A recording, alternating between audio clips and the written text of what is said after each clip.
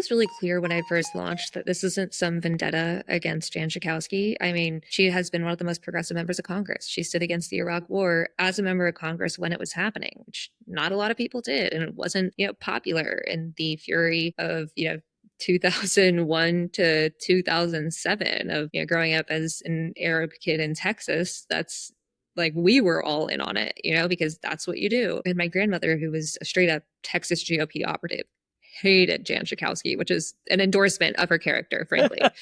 Her character, not my grandmother's. So like when I ran, it wasn't because I, hate Jan Schakowsky or think that, she's the worst person in the world.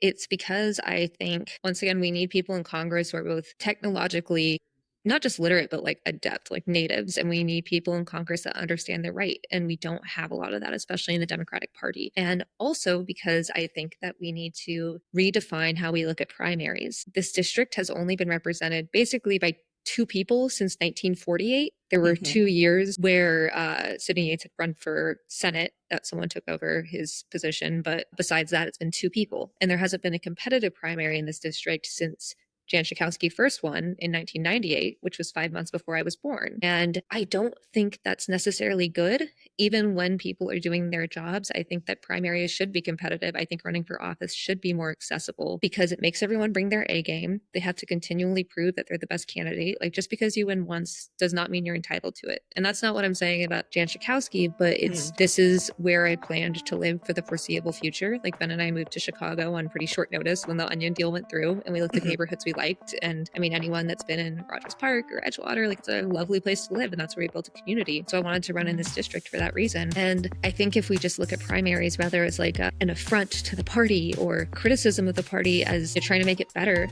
this is supposed to be the party of the New Deal and the Civil Rights Act, but instead it's changed a lot. If we re-evaluate